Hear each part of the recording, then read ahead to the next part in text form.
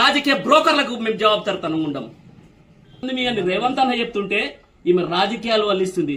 ఏదో టీఆర్ఎస్ జెండా వాచుకొని ఆమె జెండా తీసుకొని ఆమెనే వాతి దాన్ని ఆమె నిర్మాణం చేసింది.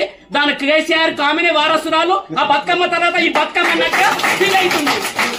ఏం చచ్చిపోయిన రామచంద్రారెడ్డి లక్ష్మారెడ్డి ఆత్మ ఘోషిస్తులే తల్లి. నీ వ్యవహారం చూస్తుంటే రాష్ట్ర అభివృద్ధి కోసానికి రేవంత్ అన్న కృషి చేస్తున్నారు.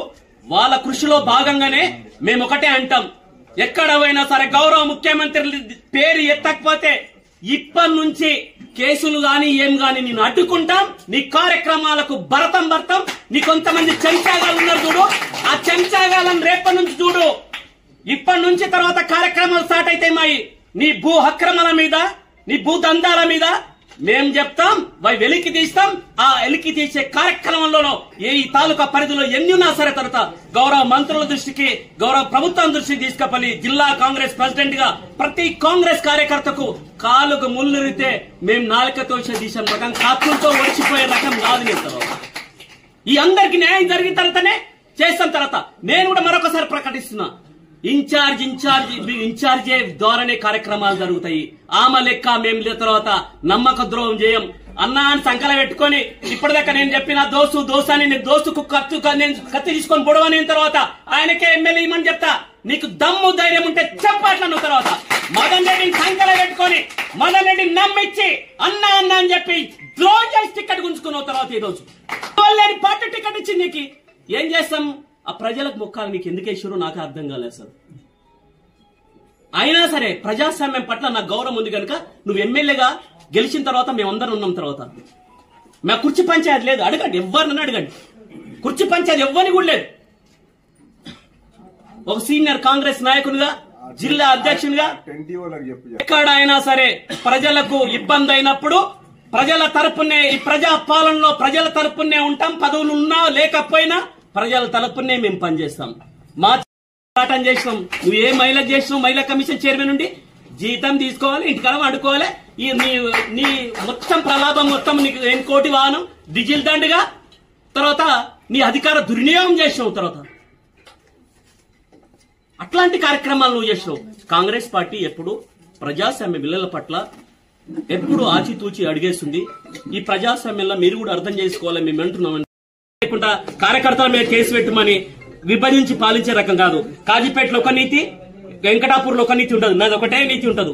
కాజీపేటలో అయినా ఎంతో, వెంకటాపూర్లో అయినా ఎంతో, కొంతాన్పల్లికి అదే ఉంటుంది, గుడ్ల మాసూరులకి గదే ఉంటుంది. అది ఎక్కడ పోయినా గదే ఉంటుంది.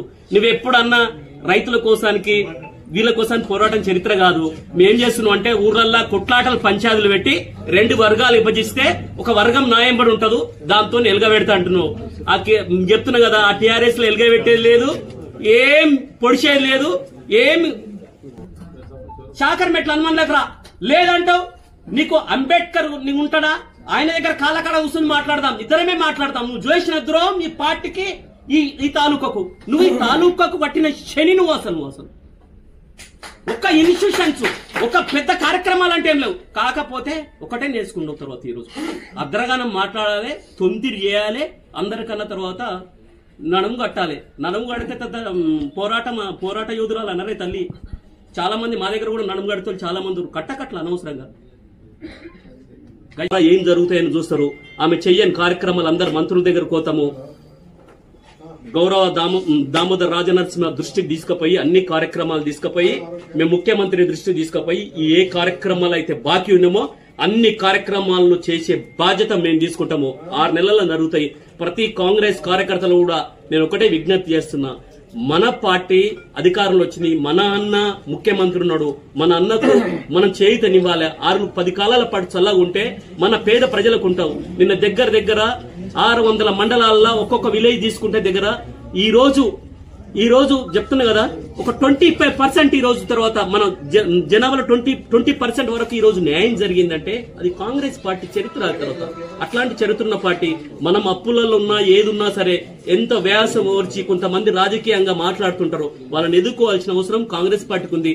రేపు రాబో ఎలక్షన్ లో మీకు అవకాశాలు వస్తాయి కనుక మీకు ఖచ్చితంగా మేమందరం కూడా తర్వాత మీ శ్రేయస్సు కోసం పనిచేస్తున్నాం, గ్రామాల అభివృద్ధి కోసం పనిచేస్తున్నాం. మాకెవరు కూడా పదవి పార్టీని రక్షించుకోవాలని, ఇట్లాంటి ద్రోహులను తరిమి కొట్టాలని విజ్ఞప్తి చేస్తాం.